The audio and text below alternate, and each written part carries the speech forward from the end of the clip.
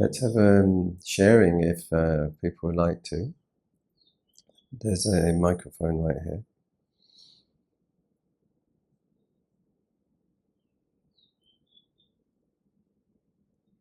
So you've heard way too many jokes from me.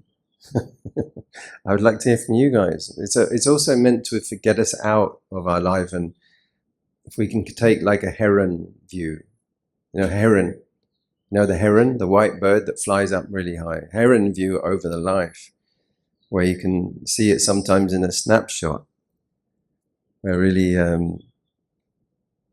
things happen. So we'd love to hear that. You guys have got great, long experience, and I would love to hear more about your lives as well, personally. And like some of these things are just things that clicked from different bits of my life. And Dharma time is not linear. That's materialism time. It goes forward in a straight line. Dharma time is both very flexible and it's also dissolvable as well until there isn't any Dharma time. It's timeless. It's agaliko, right? It's beyond time. So on the way up, we can really see things in perspective like that. It's not rushing forward, towards a grave or something. No. We're already dying every moment. We're already dead. There's no one here. We're already gone. That's one view. But then we can also see our memories. Like some of these things are just moments from all over different parts of time. And it also we don't have to get trapped in logic and rationale. We can see things as nonsense as well. Because the difference between poetry as well, very flexible and very like that. We can look down and things can be much more liquid. Like a Zen koan. So yeah, please. Anyone would like to share anything? We have the mic. Also respect my venerable friend here. Very, very good company. We're enjoying good company. One day, thank you, Grace. The word sati, that's mindfulness. Yeah. Right? If we think about it and we practice it, as most of us goes through life, we meet a lot of challenges, we meet a lot of different types of people, and sometimes when we dislike the person, we may end up by, snapping or at that person who says something we dislike. So I just want to share, very recently it happened to me. Probably with the Dharma, I can see it, Probably without Dharma, I would have, got angry. So what happened was one day, a few weeks ago, I was in the coffee shop. So the guy, the coffee shop guy came and asked me, what do I want? I want to order a drink. I think it was almond drink. Then I said, and a cup of warm water in Chinese. So I said, okay, almond heng jin without without sugar, and then jua chui. I said like that. Jua chui means hot water. So when the guy brought it, and I saw him with a cup of the almond, and then a big coconut. Right. So he put the cone on table, and as I looked at him, the feeling of disappointment that he didn't hear me properly. So he brought the wrong thing. So I said, hey, I want hot water. I said, jua chui, bring coconut. And then the coffee shop owner, a lady, elderly lady, was sitting just the next table. She stood up and then she came over. She was very angry. Ask him to pay. He doesn't do his job well, you see. The lady was very angry. And then I was a bit disappointed, but I wasn't getting angry at all. So when I looked at her and then her face, the anger that I suddenly felt my anger just this sort of dissolve, And then I said, it's okay, it's okay, it's okay. I will pay, I will pay. Then he said, no, let him pay. Let him. I say, it's okay, it's okay. In this situation, normally you will get angry. I ordered this, I didn't order that, I refuse to pay, if you get angry and then goes into. So the boy was a bit, he was taken aback. The boss scolded him. So he said, okay, it's okay, never mind, I pay. So he left it, I paid. And then it's so funny, I have that very joyful feeling, that wow, I didn't get angry. And I was so ever willing to pay without considering, because a big coconut could cost me $5, you see. Then I asked the boy to come here. I said, next time, if any customer orders, if you don't understand, you ask again until you know what they want. So you don't make mistake, okay? Then, in fact, after this incident, I felt so light, so happy that I didn't get angry. And then I was reflecting, I said, without Dharma and this mindfulness, I would not have reacted in this way. So I think if we practice and we focused, I think our suffering will be less. We don't get angry. Hands up, who's had that? Yeah. Who else has had that kind of experience where they've noticed that the mindfulness has stopped them rushing in? Anyone else noticed that since meeting the teachings, they've learned that they can? I think it was great that she was like a mirror, right? She was like, I could see. Blame the boy, punish the boy. Like, I don't want to be like that, enabled you to drop your little anger when you saw her big anger, kind of thing. Yeah. Then I felt totally different, and then I feel so joyful that, wow. Yeah. Isn't there a Chinese phrase, you can see the vulture on the other person's head, but not the little fly on your own? And there's so many languages here that's going to happen. There's Hokkien and Potonghua and Cantonese and Malay and Indonesian. They should have pictures. It's a responsibility actually more of the boss. You just point to a picture of a coconut, a picture of water. That's a simple solution, because that's going to happen a lot. Has anyone else triggered some memories and reflections? Please pass the mic along, and if anyone wishes to. Or if the talk also brought up any things about this kind of, we're thinking about, this talk was on purpose and work. I mean, work is a big word, So, please. Lante.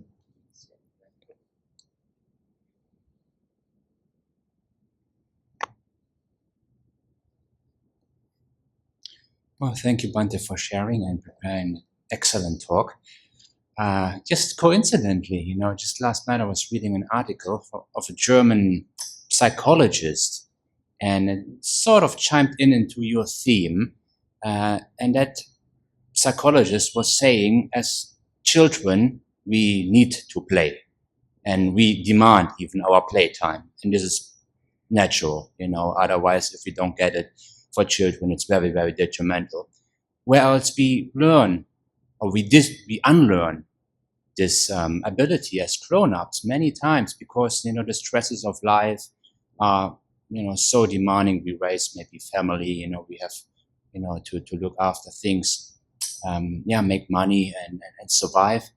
But he was pointing towards that, instead of playing, which we still do as grown-ups, sometimes we play sports, or we have maybe some card games, but it's not so much part of our default structure anymore as it is for children. So he was suggesting having an attitude of playfulness and walking through life with that attitude can always kind of bring us back. I would even call it in the Buddhist sense like the present moment, or a state of, non-striving, where we can just, rest in that and then see how things do unfold. And I just remember very, in a way, playful coincidence just yesterday morning when we were on Arms Round, and you were saying, when you look at this particular spot over there on the road,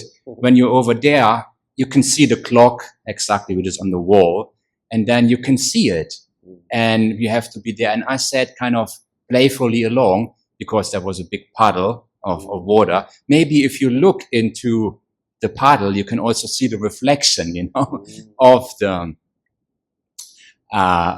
wall. So, and also use this reflection many times today in your talk.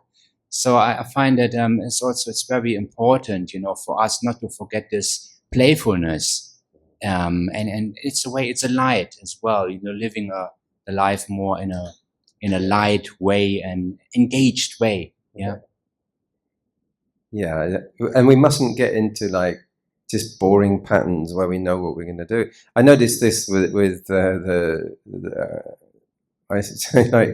is not like to point out I'm clever or something. It was just funny. Was when we had this thing of somebody offered bread and I said sourdough, sourdough, sourdough. It was like I'd never thought of that before. If you just keep your mind liquid and open and don't be afraid. I mean, the worst thing I think you can do is just keep repeating the same things. That's what there's a name for it. Sila bata upadana. Upadana is attachment, and that's attaching to morals, attaching to precepts, attaching to rituals. It's a block. It blocks you from stream entry of seeing this kind of thing. So we really keep playful. We have a lot of encouragement to be rigid and repetitive. Please, yeah. Thank you for that reflection, Bante. It's very it's been so refreshing also to have company. Yeah, it's really been very good for me personally to have a like-minded monk. We agree on so many things, and also that the puddles are very interesting because we were in bare feet.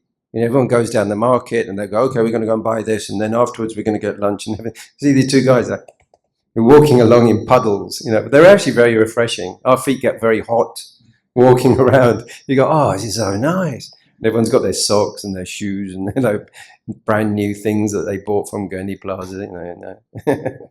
Children will always splash in puddles, right? It's a natural thing.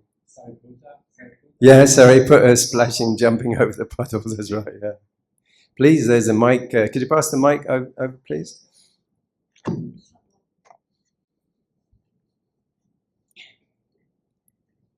Hello, Bante. Good morning, sister. Morning. Do you believe that children, they live in the present moment? What do you believe? I'm interested to hear what your thoughts and beliefs are. Because I noticed that when the children, they are playing around and whatever they do, they are mostly, they live in the present moment. They don't think of the past or the future.